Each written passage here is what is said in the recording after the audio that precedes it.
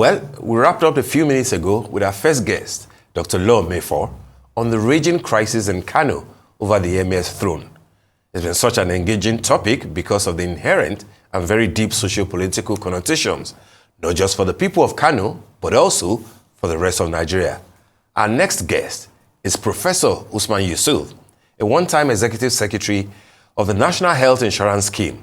We expect that he will also give us his two penny on the Kano matter, and in the course of the conversation, speak about a number of other issues, including Nigeria's unbroken democracy at 25, the menace of banditry in Zamfara State and the rest of the Northwest, a bill against open grazing of livestock in Nigeria, the dispute over a new national minimum wage, and an assessment of the performance of Nigeria's service chiefs after 1 year of being appointed. Good morning, Prof. Good to see you again on this show. Good morning, Steve. Good morning. Good morning, Prof. Good morning. Thank you for being here. How are you today? Very well indeed. How are you too? Thank you. Thank you. All right. Thank you. I'm good. Thank you for having me. Thank you. You're welcome. All right. Let me make this a double barrel for a start, for starters. First will be the quicker one, hopefully, to know what your thoughts are on the Kano Emirate tussle, because we just had a guest, Dr. Law Mayfor, who shed some light on, issues of jurisdiction, issues of history repeating itself 40 years after, and what all this portend, not just for Kano, but for the entire northern Nigeria. And also to have your thoughts on what everybody used practically the whole of last week to talk about 25 years of unbroken democracy in Nigeria. And I know that for you, there will be some signposts and highlights that can guide, in shaping your responses. One will be the 1 year of President Bola Ahmed Tinubu in office. The other one will be 9 years of APC in the SADU at the federal, level. And of course, the 25 years of unbroken democracy that has produced 5 presidents so far. What are your thoughts? Are you satisfied? Are there areas where you think that Nigerians and Nigeria can indeed do a lot better? Right.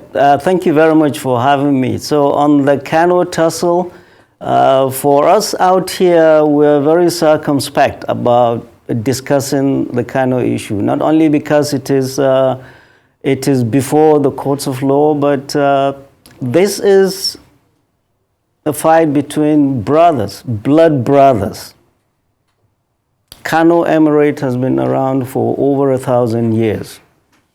So for us, we are saddened to see the circus playing out in Kano. And we just hope it gets sorted out. Kano politics is not politics anywhere. So the federal government and the state governments need to be mature and do it right. And even security agencies. They should not meddle with Kano and allow the process to go through. But this is a fight between brothers. And you get involved, you get burnt. But for us, this is what we see is another big distraction. It's a huge distraction. Just like the change in national anthem, the timing is suspect. Our people are suffering. Millions go to bed hungry with no certainty of having anything to eat when they wake up. So here we are, emirs that have never known what poverty is, fighting it out.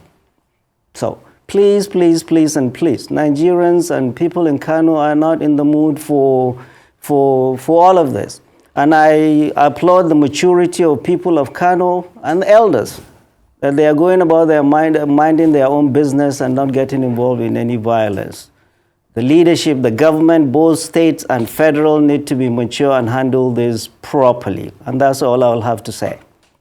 So, we just had a celebration June 12 of 12 years unbroken democracy. So there is a saying, what does democracy mean to a hungry person? It's been 25 years unbroken democracy. What does it mean to a hungry person? Fellow Nigerians, we need to ask ourselves, is our life better today compared to 28th of May 2003? The answer for everybody in this country is no. Our democracy is very fragile. And democracy needs to be nourished. It's like a flower. It needs to be nourished, needs to be watered, needs to be given fertilizer. But our politicians are taking this, our democracy, our hard-won democracy, for granted. For granted. Just like they are taking Nigerians for granted. And I say this because I just came back from home. The ordinary worker's salary cannot pay for his food, cannot pay for rent, cannot pay for shelter, cannot pay for other necessities of life. And here we are celebrating. What do we have to show? So, for me, what I said is because President Bola Ahmed Tinubu had nothing to celebrate after his 1 year anniversary, he latched on to the June 12th and celebrate. So, for anybody less than 30 years, they gave the impression that democracy started 30 years ago, which is false. Nigerian democracy has seen turbulence. Our first democracy was truncated by the military, violently too. The first prime minister was murdered. The premier was murdered. We have senior military officers that were murdered. We went to war because of that. Millions were killed during the war. We came back. We had a military president, military head of state that no vanquish, no winner. Saw this country through war, through reconstruction, and healed this nation. And we had military rules, assassination of a military head of state. We came back to democracy again. The first executive president of the Federal Republic of Nigeria, President Shehu Shagari, was overthrown by the military in his second term. Umaru Dikko, one of his ministers, was put in a crate in London to be shipped back to Nigeria. So, for anybody less than 30, the celebration June 12 was giving them the impression that that was the beginning of democracy. No, it isn't. Democracy has a long history, bloody history. And those that fought June 12, Governor Sule Lamido put it very well. He said there was June 11 before June 12. June 12 was a national voice, a cohesive voice. People were tired of the military, and they voted for late MKO Abiola from Abia to Zamfara. He beat late Bashir Tofa from Kano, a state that is the largest population in the north. Governor Sule Lamido said they campaigned for Abiola all across this country. So for you to say June 12, and he said the Nadeko element just grabbed it after the meal and started it. But so by doing that, you do a great disservice by sectionalizing or ethnicizing June 12. June 12 is a lot more than sections or Nadeko. There were people that fought for June 12. The president, Bola Obasanjo, was in prison. His vice president, Shehu Yaradua, lost his life in prison. We've never had a president and a vice president imprisoned. Many people lost their lives for democracy. So let no few people take credit. And Mr. President Bola Ahmed Tinubu should have known better. He is no more an Nadeko person. He is president of the Federal Republic of Nigeria and acknowledged Nigerians more than any other person for June 12. And let's move on. So, for me, June 12 celebration was just he wanted to celebrate his 1 year failure of democracy. He needs to do better. Nigerians are groaning. There is hunger in the land. Everywhere we see it. And I took the liberty of doing this. Fellow Nigerians, this is Nigeria. This is what we see. Severe malnutrition in children. This is marasmus. Where is it? In pediatrics, we say the child is the barometer of the family. Prof, which If a child is picture are you malnourished, showing us, you can be Prof? sure the whole family is malnourished. Prof, can you give a context to In the this photograph? country, this is not Sudan, this is not Yemen, this is not Afghanistan, where these countries are war-torn. Nigeria, we've not experienced drought. We are not officially at war, but we are seeing this in our country. And Medicine Sans Frontier, Doctors Without Borders, they have raised the alarm that children Professor are Usman. dying from severe malnutrition. Professor Usman, Their if you can hear me. inpatient feeding centers are overflowing, particularly in the north. They are having to treat them on mattresses. All right, Fellow Prof. Nigerians, I did this to prick the conscience of our people, especially our leaders. We, in good conscience, cannot allow this to happen in Nigeria.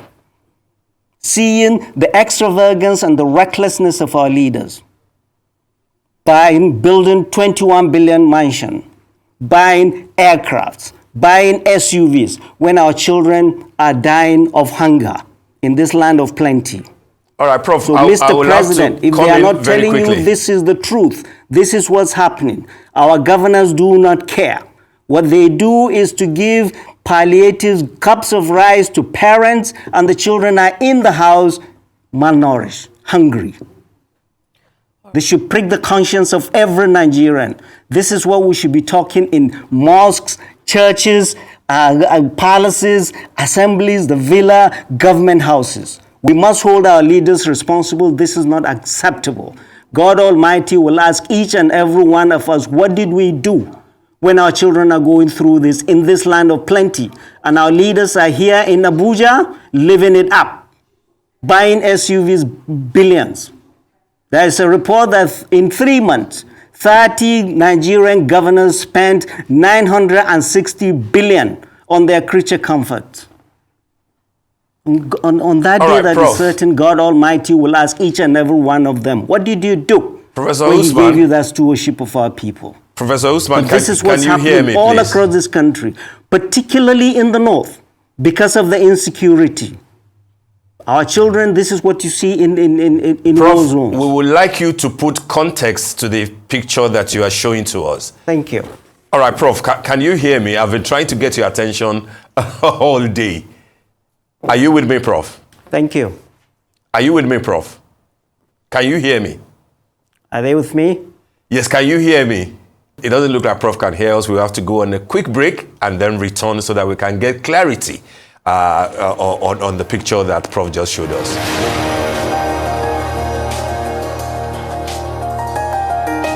Right, you're welcome back to the morning show here on Arise News. And we're still with Professor Usman Yusuf. Prof, good to have you back. I was actually trying to get your attention when you raised the photograph that time. And I wanted you to put a bit of context to the picture, because what you're saying is that that represents Nigeria of today, especially northern Nigeria. But which picture is this? When was it taken? Who took it? The picture that you showed to us, sir. This, this, you can see it now, or did you take it off? No, we saw it earlier, but Did you take it off? No, we didn't. We didn't. We can still see it. So I'm asking, give us context about this picture. When was it taken? In which state of northern Nigeria? Look, these are. Go on, please. These are children from a hospital. These are children from a hospital in northern Nigeria. Where in the recently taken? Where in northern Nigeria, and when was it taken? Pardon? Where? Which no, state? I won't tell you specific. I won't tell you specifically. Okay. I won't tell you specifically. Kaduna State. All right. How? And this is everywhere. Yeah, go on. You go to any hospital. You go to any hospital in northern Nigeria, you will see that. And Medicine Sans Frontier, all their feeding centers in the north. June 4th, go and look at their report. They are raising the alarm and warning that children are dying of malnutrition. Children are dying of malnutrition and raising the alarm. So this is true. This is not fake news. Okay. This is not fake. It may be shocking, but it's the truth. Professor Usman, I'd like to come in here because you have raised... Governors... Governors... Please go ahead, and then I would ask my question. Yeah, what I'm saying, governors need to be visiting hospitals. Like governors of our time. Even the president used to visit hospitals and see how patients are. Go to any hospital in this country, not even in the north. You see a lot more in the north because of the insecurity. Go to any pediatric ward in this country, you will see this. What Medicine Sans Frontières is saying is that there has been an exponential increase, almost twice. They are overwhelmed. And go to any pediatric hospital, emergency pediatric unit, you will see that. Marasmus. This is not fake news. This is real, and it is in Nigeria. So all governors need to visit the hospital, and Mr. President, if he can't go, he should send somebody. There is hunger in the land. Talk to doctors, talk to Medicine Sans Frontières. They are raising the alarm before we become like Sudan. This is our reality, particularly in the north. Check Medicine Sans Frontières report June 4th. They are raising the alarm. Okay, Professor Usman, I would like to come in here. We are speaking for those that cannot speak for themselves. Definitely, and that's the reason why we're having this conversation this morning. You've rightfully brought up the issue of insecurity, and I would also like to hit you with a double-barrel question, starting with the Zamfara State Governor's revelations. I'd like to know what your reaction is to Governor Dauda Lawal's claims that Zamfara in the northwestern part of Nigeria, now being the hub of banditry, and that there is no political will from the center to combat it effectively. How credible do you find this assertion that banditry could be eradicated in 2 weeks if the federal government were serious? And that brings me to my next question, which is the federal government's role in insecurity. What are your thoughts on the governor's claim that some agents of the federal government still negotiate with bandits behind his back? Do you believe that the governor's frustration and sense of helplessness are justified? And how should these negotiations be handled to ensure transparency and effectiveness, and as well as the handling of insecurity? Right, thank you very much. And I've addressed these issues over the last 4 years on this same chair. And we've said it, that Zamfara is the banditry HQ. Is the hub of banditry. Over 70% of all bandits have their return address to Zamfara. This was long before he came.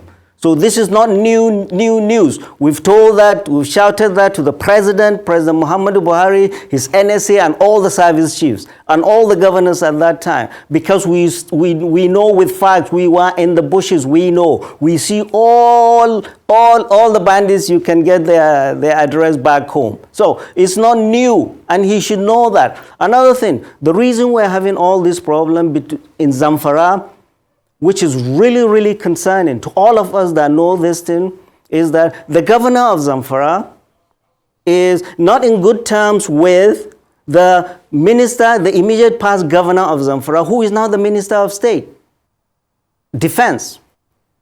So if the governor of a state, you are not in good stead with the center, that you need help, how can they help you?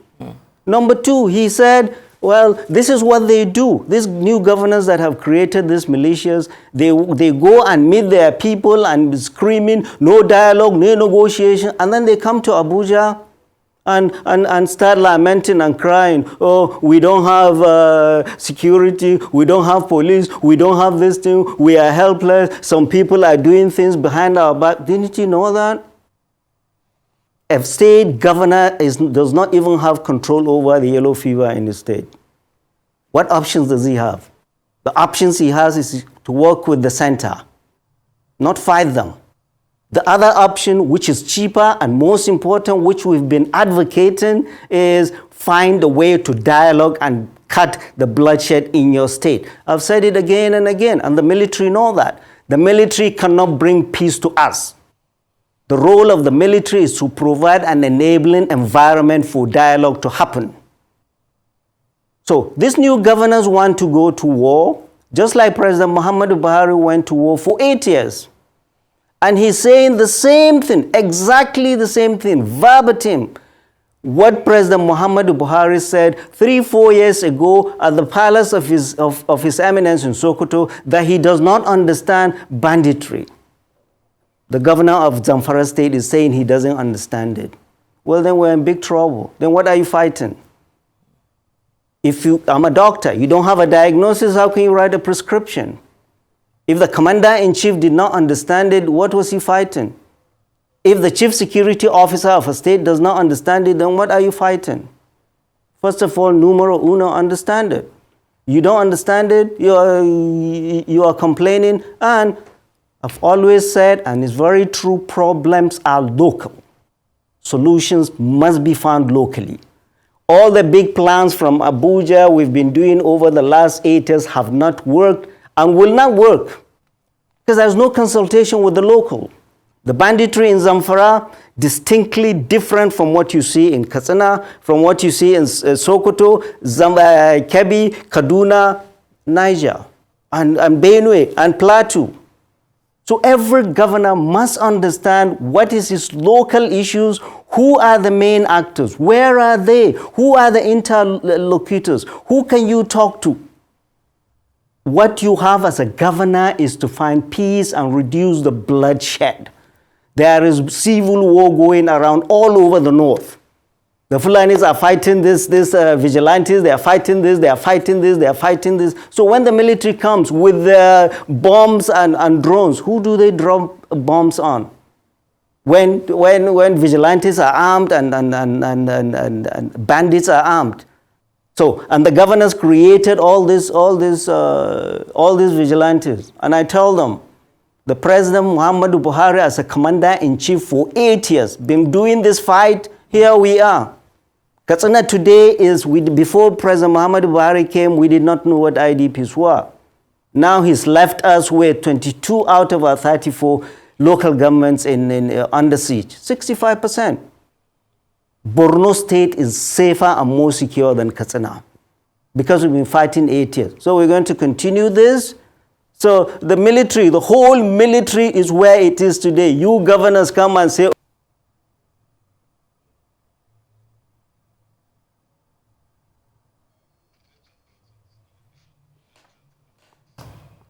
I mean, I think we have a bit of a technical problem there, but it was hammering on very important points. As Professor Usman Yusuf, okay, I think we have him back now. Okay. All right, Prof. Good to have you back. I can hear you. Okay, yes. We can hear you now. Please go. Thank proceed. you. Yeah, we can hear you now. Right. No, so what I am saying is that the whole thing is messed up. And the center, that is the center, just sat down and is looking at these governors with their vigilantes. Like, okay, we're waiting for you, fail. We know you fail. And fail they will. Because there is no synergy. There is no way these vigilantes can do anything that the regular military has not been able to do. And I've said again and again, banditry is not a military problem and it can never be won on the battlefield. The role of the military is to provide an enabling environment for dialogue, and dialogue must happen. And the federal government needs to come in force and own this dialogue and make sure there is peace. Hello, we are fighting each other. It is not Mali coming to Nigeria or Burkina Faso coming to Nigeria. No, they are all here. We are fighting each other. Where are the elders? All right. Everybody must come in and give space for the military. Military is taking hits all over. We're asking the military to do more than it is supposed to do. Doing police work, doing everything. No, we need to give this military a break by everybody coming in and do what we need to do as citizens. Not just sit down and allow governors to create vigilantes that are essentially increasing bloodshed. Over the last year, this is what we've seen in states that have created vigilantes. So that's not the way to go. Okay, Prof, thank you so very much. But I would like us to spend the last 3 minutes providing solutions to that fundamental issue that you raised about Médecins Sans Frontières. And I did check it out, and you are very correct. Part of the statistics from them says that Medicine Sans Frontières, Doctors Without Borders, treated a total of 208,644 that is outpatients for malnutrition in Nigeria in 2023, and a total number of 57,278 inpatients for malnutrition. And they say that the situation is even more dire given the inflation that we have now, and that the outlook for 2024 may be a lot worse. What are your thoughts? Not just to the president, it is important to speak to the president, but what about the 19 governors in northern Nigeria? What about the local government chairmen who are supposed to be closer to the people? What's your word for them given the dire situation of malnutrition that we are facing at this point? Your last 2 minutes will be important to address this matter. Right. All right, Prof. Good. And we like it or not, we like it or not, President Bola Ahmed Tinubu is the president and commander-in-chief, and it's his government. Everywhere in the world, nobody will say it is Governor Rata or Governor this. It is President Bola Ahmed Tinubu's Nigeria that we are seeing this. So he must be proactive and come in and, as an emergency, feed our people. He gave a directive to release 42,000 tons of grains to give to vulnerables. But guess what? The honest truth is that there is nothing in the silos. Mr. President, there is nothing in the silos. These patients, these kids do not need grains. They are marasmic. They need high protein milk to bring them back to life. 2 cups of rice that the governors give will not do it. So, Mr. President, you need to keep an eye. This is a national security issue. All your security officers, the NSA, must pay attention and make sure we don't get to what we are seeing in the Sudan or Yemen. The governors, we cannot trust them. Where are our governors in northern Nigeria now? They are all in Saudi Arabia, telling God what I do not know, with these children in their states. The National Security Advisor should advise the president and tell him, we have an emergency. And the governors must stand up and feed our children. It is not rice, it is not maize that will fix these kids. It is high protein milk that will fix these children. And they are all over. It's not only in the north. It's more in the north because of the insecurity. Go to any hospital in this country, including the richest state in this country, you will see this. There is hunger in the land. The child is the barometer of the family. This is an indication of severe malnutrition in this country. Mr. President, for goodness sake, for the love of God, do something about it. Get your national security advisor to be involved in this and solve this problem. Thank you very much. All right, Prof. Thank you indeed. Thank you so very much for the insightful time on the morning show today.